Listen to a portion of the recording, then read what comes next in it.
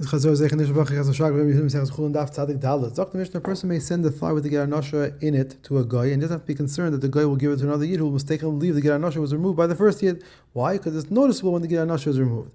The Mishnah suggests that one may send a complete thigh to a guy, but would not be allowed to send a thigh that was cut up into pieces without having first removed the Gerar Nosher. What case are we discussing? If we're discussing a place where they don't announce when there's a treifa that's being sold in the marketplace, in which case it would be also to buy meat from a guy altogether, then why can't the Yid send up a cut up thigh to the guy also, since there's no chance that the Yid will buy it from that guy anyway? Rather, must be referring to a place where they do announce when there's a treifa that's sold, and therefore a Yid may buy meat from a guy, because he would know if it's a problem with the meat.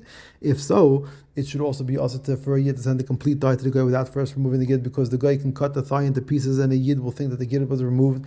And for the Gemara, we can answer the Mishnah is discussing a place where they do announce when there's a treifa. And the reason it's not a problem is because the cutting of a guy is recognizably different than the cutting of a Yid. We can also answer that the Mishnah is discussing a place where they do not announce when there's a treifa. And the reason he may not give up cut up thigh to the guy is exera. He may give it to a guy in front of another Yid, and we can and therefore it's going to be a problem because the other Yid is going to realize it came from a Yid. We can also answer that the reason the Yid may not cut up a thigh and give it to the guy without removing the Anasha is because the guy will think that the Yid spent the time and effort to remove it, and he's being misled in that way. And Shmuel has said that it's also to mislead people, even Goyim. The ruling of Shmuel was not taught explicitly, but rather can be gleaned from the fact that he was once unhappy that his attendant paid for a service by misleading the servicer. He gave a chicken as if it were kosher when in fact it was a treifa, or he gave diluted wine as if it were pure wine. In fact, what difference does it make if it wasn't taught explicitly? If tomorrow one can say that that he was upset for his attendant even having held on to a treifa, or that he was upset because he hinted that he wanted it to be pure wine, and maybe he wasn't upset for having misled the servicer.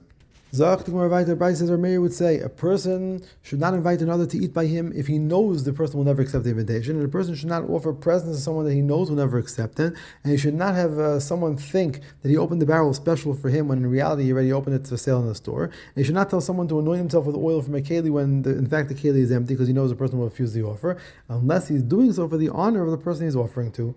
In fact, when Ula visited Rabbi Yehuda, they opened barrels for him that were in truth already sold, and for tomorrow they let him know that they were already sold. Second teretz, Ula is different because he was so beloved by Rabbi Yehuda that Rabbi Yehuda would have opened a new barrel for him even if he did not have one that was already sold. So Bryce says a person should not walk into a house of mourning with a bottle of wine that's making splashing noises, meaning it's not full, and should not fill it with water because it fools the person into thinking you're bringing a full bottle of wine. However, if there are other people there and he's doing this so that they think more highly of the mourner, it is allowed. A Bryce says a person may not sell a sandal made of leather from an animal that died under the premise that it was an animal that was shechted. There were two reasons for it. Number one, it fools the person. Number two, sakana. The animal may have died from a snake poison, and now that the poison is now in the leather.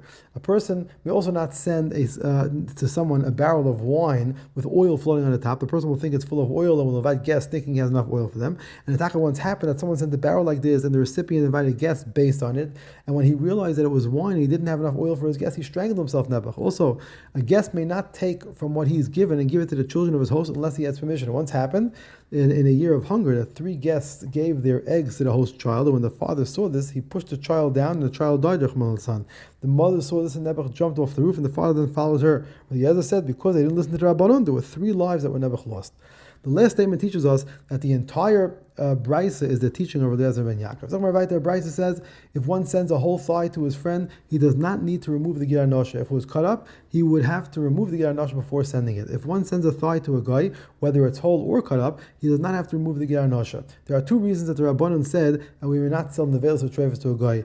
Because it fools the guy, and because he may then sell it to another Yid. A Yid may not tell a guy, take this money and buy meat for me, for 2 reasons. Because the guy may keep the money and just steal the meat from the butcher, and because the butcher may sell him the velas or treifas. Why is it that in either case he need not remove the Gerar Nosher before giving it to the guy? If it's a place where they announce that there's a treifa and no announcement was made that day, why shouldn't he have to remove the gid if the thigh is cut up? Since no announcement was made, a yid may buy it from the guy.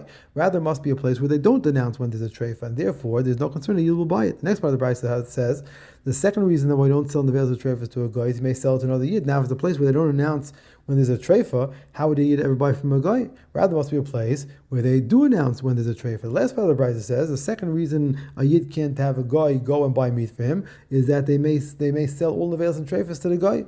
Now, if this is a place where they announce that if there's a treifa, that they would have made an announcement. And since there were no announcement, it must be that there were no treifas. Rather, it must be the place where we're talking about a place where they do not make such announcements. Can it be that the first and last part of the mission of the Brisa discuss a place where they don't make such announcements, but the middle case is talking about the place where they do?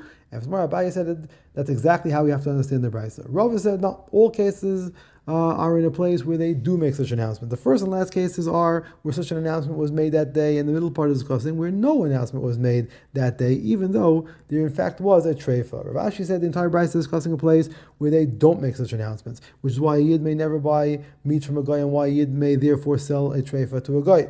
The reason that the middle part doesn't allow the selling of a treifa to a guy is exera that he may sell to a guy in front of another yid who assumes it's kosher since it's coming from a yid, and I'll then go ahead and buy it from the guy. What's the announcement that's made when there's a treifa? So Rabbi Yitzchak Bar Yosef said, they say meat for the general population has fallen into our hands. Why don't they just say a treifa for the general public has fallen into our hands? Mar said, because that would stop the goyim from buying the meat. More by not saying that, but the goyim are being misled. And for more, they're misleading themselves. They should have asked whether the meat was kosher. We find that when someone is misled based on his own assumption, without having been misled by somebody else, Rava says it's not a problem and it is actually mutter.